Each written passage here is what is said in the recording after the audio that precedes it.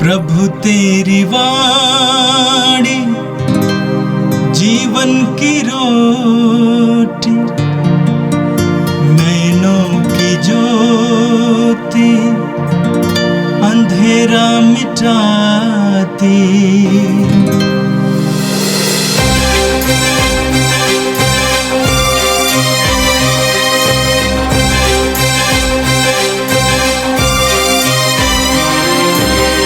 प्रभु तेरी वाणी जीवन की रोटी, नैनों की ज्योति अंधेरा मिटाती। प्रभु तेरी वाणी जीवन की रोटी, नैनों की ज्योति अंधेरा मिटाती। वाणी वाणी वाणी वाणी वाणी पवित्र है, शाश्वत है, जीवन का मन्ना है। 15 जून बुधवार। पहला पाठ राजाओं का दूसरा ग्रंथ, अध्याय 2, वाक्यांश 1 और 6 से 14 तक। जिस समय प्रभु एलियस को एक बवंडर द्वारा स्वर्ग में आरोहित करने वाला था, तो एलियस एलीशा के साथ गिलगाल से चल गया। जब ये यरीको पहुँचे तो एलियस ने एलीशा से कहा, तुम यहाँ रहो, क्योंकि प्रभु मुझे यरदन के तट पर भेज रहा है। उसने उत्तर दिया, जीवंत प्रभु और आपकी शपथ, मैं आपका साथ नहीं छोड़ूंगा। इसलिए दोनों आगे बढ़े। 50 नबी उनके पीछे हो लिए, और जब वे दोनों यरदन के तट पर रुक गए तो कुछ दूरी पर खड़े रहे। तब एलियस ने अपनी चादर ले ली और उसे लपेटकर पानी पर मारा। पानी विभाजित होकर दोनों ओर हट गया और वे सूखी भूमि पर नदी के उस पार गए। नदी पार करने के बाद एलियस ने एलीशा से कहा, मुझे बताओ कि तुमसे अलग किए जाने से पहले मैं तुम्हारे लिए क्या करूं? एलियस ने उत्तर दिया, मुझे आपकी आध्यात्मिक शक्ति का दोहरा भाग प्राप्त हो। एलियस ने कहा, तुमने जो मांगा है वह आसान नहीं है। यदि तुम मुझे उस समय देखोगे जब मैं आरोहित कर लिया जाता हूँ, तो तुम्हारी प्रार्थना पूरी होगी। परंतु यदि तुम मुझे नहीं देखोगे तो तुम्हारी प्रार्थना पूरी नहीं होगी। ये बातें करते हुए आगे बढ़ ही रहे थे कि अचानक अग्निमय अश्वों सहित एक अग्निमय रथ ने आकर दोनों को अलग कर दिया, और एलियस एक बवंडर द्वारा स्वर्ग में आरोहित कर लिया गया। एलीशा यह देखकर चिल्ला उठा, हे मेरे पिता, इस्राएल का रथ और उसके साथी। जब एलियस उसकी आँखों में ओझल हो गया था, तो एलीशा ने अपने वस्त्र फाड़ डाले और एलियस की चादर को, जो उसके शरीर से गिर गई थी, उठाकर वह लौटा और यरदन के तट पर खड़ा रहा।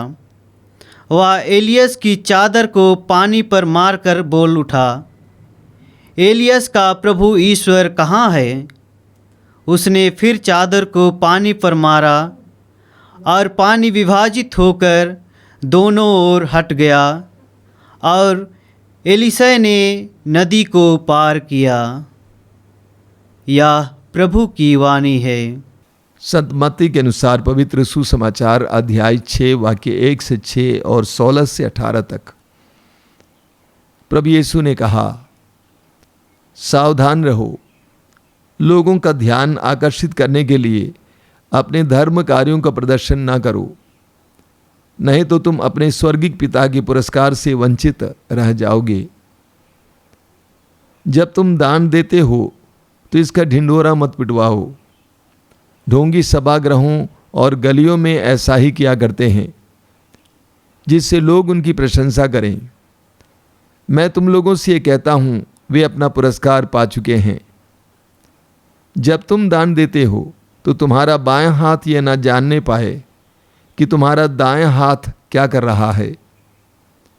तुम्हारा दान गुप्त रहे और तुम्हारा पिता जो सब कुछ देखता है तुम्हें पुरस्कार देगा। ढोंगियों की तरह प्रार्थना नहीं करो। वे सभागृहों में और चौकों पर खड़ा होकर प्रार्थना करना पसंद करते हैं, जिससे लोग उन्हें देखें। मैं तुम लोगों से कहता हूं, वे अपना पुरस्कार पा चुके हैं। जब तुम प्रार्थना करते हो तो अपने कमरे में जाकर द्वार बंद कर लो और एकांत में अपने पिता से प्रार्थना करो। तुम्हारा पिता जो एकांत को भी देखता है तुम्हें पुरस्कार देगा। ढोंगियों की तरह मुंह उदास बनाकर उपवास नहीं करो। वे अपना मुंह मलिन कर बना लेते हैं, जिससे लोग ये समझें कि वे उपवास कर रहे हैं। मैं तुम लोगों से ये कहता हूं, वे अपना पुरस्कार पा चुके हैं। जब तुम उपवास करते हो अपने सिर में तेल लगाओ और अपना मुंह धो लो, जिससे लोगों को नहीं केवल तुम्हारे पिता को जो अदृश्य है ये पता चले कि तुम उपवास कर रहे हो। तुम्हारा पिता जो अदृश्य को भी देखता है तुम्हें पुरस्कार देगा। ये प्रभु का पवित्र सुसमाचार है। ख्रिस्त प्रभु की जय। मेरे प्रिय भाई और बहनों, आज के इस पवित्र दिन के लिए हम प्रभु को धन्यवाद दें और प्रभु के दिव्य वचनों को सुनने के लिए जो आपको विशेष मौका मिल रहा है, इसके लिए प्रभु को धन्यवाद दीजिए। आज का पहला पाठ राजाओं के दूसरे ग्रंथ के अध्याय 2 से लिया गया था। हमने नबी एलिया और नबी एलीशा के बारे में सुना। नबी एलिया और नबी एलीशा इस्राएल के 2 महान नबी थे, जिनके द्वारा प्रभु ने बड़े बड़े चिन्ह और चमत्कार प्रकट किया और अपने शब्द लोगों तक पहुंचाया। नबी एलिया से प्रभु ने कहा उनके उठाए जाने से पहले कि एलीशा को अपना शिष्य बनाओ। एलिया ने ऐसा ही किया। अब एलिया को स्वर्ग में उठाए जाने का समय आया। उस समय अपने शिष्य से एलिया ने पूछा, मुझे बताओ, तुमसे अलग किए जाने से पहले मैं तुम्हारे लिए क्या करूं? एलीशा ने उत्तर दिया, मुझे आपकी आत्मिक शक्ति का दोहरा भाग प्राप्त हो। एलिया ने कहा, तुमने जो मांगा है वो आसान नहीं है। यदि तुम मुझे उस समय देखोगे जब मैं आरोहित कर लिया जाता हूं तो तुम्हारी प्रार्थना पूरी होगी, परंतु यदि तुम मुझे नहीं देखोगे तो तुम्हारी प्रार्थना पूरी नहीं होगी। नबी एलीशा ने एलिया से कहा, अपने गुरु से कहा, मुझे आपकी आध्यात्मिक शक्ति का दोहरा भाग चाहिए। और एलिया ने कहा, जब मैं ऊपर उठाया जाऊंगा उस समय तुम ऊपर की ओर अपनी आंखें उठा के देखते रहोगे तो तुम्हें वो शक्ति प्राप्त होगी। एक जबरदस्त उदाहरण है, हमारे लिए एक सुंदर आदर्श है। एलिया ने कहा, यदि तुम चाहते हो कि मेरी शक्ति का दोहरा हिस्सा तुम्हें मिले तो ऊपर की ओर अपनी दृष्टि लगाओ। आध्यात्मिक शक्ति की प्राप्ति के लिए हमें ईश्वर की ओर दृष्टि लगाने की जरूरत है। एलीशा ने ऐसा ही किया और एलिया की चादर उसके ऊपर आया और एलीशा ने एलिया से सामर्थ्य भी पाया। आध्यात्मिक शक्ति की प्राप्ति के लिए हमें ईश्वर की ओर दृष्टि लगाने की जरूरत होती है। हम पढ़ेंगे दानियल के ग्रंथ के अध्याय 13 में सुसन्ना की कहानी में, जब सुसन्ना के ऊपर पथराव होने वाला था, वो मार डाले जाने वाली थी, उसने अपनी आंखें स्वर्ग की ओर उठाया। उसने अपनी आंखों को स्वर्ग की ओर उठाया और हम जानते हैं कि प्रभु ईश्वर ने अपने दूत को भेजकर सुसन्ना को बचा लिया। सुसमाचारों में हम पढ़ते हैं कि जब प्रभु यीशु रोटियों का चमत्कार करने वाले थे, उस समय प्रभु ने अपनी आंखें, अपनी दृष्टि स्वर्ग की ओर उठाई और आशीष की प्रार्थना पढ़ी और चमत्कार प्रकट हुआ। स्तोत्रकार कहता है, स्तोत्र 34 उसके वाक्य 6 में, प्रभु की ओर दृष्टि लगाओ और आनंदित हो, तुम फिर कभी निराश नहीं होगे। प्रभु की ओर दृष्टि लगाओ और आनंदित हो, तुम फिर कभी निराश नहीं होगे। हमें आध्यात्मिक ताकत चाहिए, प्रभु से कृपाएं चाहिए, तो हमें प्रभु की ओर अपनी दृष्टि लगाने की जरूरत है। आज एलीशा और एलिया की कहानी से हमें ये दृढ़ धारणा मिलती है, ये प्रेरणा मिलती है। हमारे आध्यात्मिक जीवन में जब कमजोरियां आती हैं, जब हमारे जीवन में विभिन्न प्रकार की पीड़ाएं आती हैं, स्तोत्रकार की तरह स्तोत्र 121 में जिस तरह स्तोत्रकार कहता है, मैं अपनी आंखें पर्वतों की ओर उठाता हूँ। हमें पर्वतों की ओर अपनी आंखें उठाने की ज़रूरत है। प्रार्थना में, विश्वास में अपनी दृष्टि को स्वर्ग की ओर उठाने की ज़रूरत है, ताकि हमें आध्यात्मिक शक्ति प्राप्त हो, आवश्यक कृपाएं प्राप्त हों, समय के अनुसार प्रभु की दया प्राप्त हो। इसके लिए हमें स्वर्ग की ओर अपनी आंखें उठाने की ज़रूरत है। और आज के सुसमाचार में प्रभु यीशु हमें आध्यात्मिक जीवन के लिए आवश्यक 3 बातों पर शिक्षा देते हैं। पहली बात है भिक्षादान, दूसरी बात है प्रार्थना और तीसरी बात है उपवास। प्रस्तावना के रूप में प्रभु यीशु बताते हैं, सावधान रहो, लोगों का ध्यान आकर्षित करने के लिए अपने धर्म कार्यों का प्रदर्शन ना करो। प्रभु कहते हैं ये सारे धर्म कार्य अच्छे हैं, लेकिन लोगों का ध्यान आकर्षित करने के लिए, लोगों के सामने अपने आप को पवित्र सिद्ध करने के लिए, बड़ा सिद्ध करने के लिए, सम्मानित सिद्ध करने के लिए सारे कार्य मत करो। क्यों? क्योंकि प्रभु कहते हैं नहीं तो तुम अपने स्वर्गिक पिता के पुरस्कार से वंचित रह जाओगे। यानी ये सारे कार्य हम लोगों को खुश करने के लिए, लोगों का ध्यान आकर्षित करने के लिए, नाम कमाने के लिए, यश कमाने के लिए करते हैं, अपने को पवित्र सिद्ध करने के लिए करते हैं, तो हमें ईश्वर से पुरस्कार नहीं मिलेगा। भिक्षादान के बारे में प्रभु कहते हैं, जब तुम दान देते हो तो इसका ढिंढोरा नहीं पिटवाओ। ढोंगी सभागृहों और गलियों में ऐसा ही किया करते हैं। उस जमाने के लोग ऐसे किया करते थे, जब दान देते थे तो लोगों को पता चल जाता था, सबको पता चल जाता था कि फलाने ने इतना दान दिया है, जिससे लोग उनकी प्रशंसा करें। मैं तुम लोगों से कहता हूं, वे अपना पुरस्कार पा चुके हैं। उन्होंने संसार के सामने ऐसा किया, संसार से पुरस्कार मिल गया है, संसार से बधाइयां मिल गई हैं। आगे प्रभु कहते हैं, जब तुम दान देते हो तो तुम्हारा बायां हाथ ये न जानने पाए कि तुम्हारा दायां हाथ क्या कर रहा है। बताइए, तुम जब दान देते हो दाहिने हाथ से, बाएं हाथ को पता ना चले, इतना गुप्त हो, तुम्हारा दान गुप्त रहे और तुम्हारा पिता जो सब कुछ देखता है तुम्हें पुरस्कार देगा। आजकल बहुत सारे लोग दान देने को तैयार हैं, लेकिन वे चाहते हैं कि उनका नाम लिखा जाए, उनका नाम घोषित किया जाए। ये एक बहुत बड़ा रोग है। बड़ी बड़ी संस्थाओं में मैंने देखा है, छोटे संस्थाओं में भी मैंने देखा है कि लोग दान देते हैं, लेकिन वहाँ पर अपना नाम भी लिखवाते हैं, मेरा नाम लिख दीजिए। प्रभु कहते हैं कि तुम्हें पुरस्कार मिल चुका है, तुम्हें स्वर्गिक पिता से कोई पुरस्कार उस दान से प्राप्त नहीं होने वाला है। प्रभु कहते हैं जब तुम देते हो गुप्त दान दो, किसी को पता ना चले, ताकि तुम्हारा स्वर्गिक पिता उसका हिसाब रखेगा, तुम्हें उसके लिए पुरस्कार प्रदान करेगा। आगे प्रार्थना के बारे में प्रभु कहते हैं, ढोंगियों की तरह प्रार्थना नहीं करो। वे सभागृहों में और चौकों पर खड़ा होकर प्रार्थना करना पसंद करते हैं, जिससे लोग उन्हें देखें। कई लोग ऐसे करते हैं, लोगों को दिखाने के लिए बड़े बड़े प्रार्थनाएं, इस तरह की प्रार्थना करते हैं कि लोग सोचेंगे कि कितने महान व्यक्ति हैं, कितनी प्रार्थना करते हैं, कितने पवित्र व्यक्ति हैं। लेकिन प्रभु कहते हैं जब तुम प्रार्थना करते हो तो अपने कमरे में जाकर द्वार बंद कर लो और एकांत में अपने पिता से प्रार्थना करो। तुम्हारा पिता जो एकांत को भी देखता है तुम्हें पुरस्कार देगा। प्रभु यीशु ने सुसमाचारों में सामूहिक प्रार्थना, सामुदायिक प्रार्थना के बारे में बताया है, लेकिन यहाँ पर प्रभु एकांत में प्रार्थना, व्यक्तिगत प्रार्थना के बारे में बताते हैं।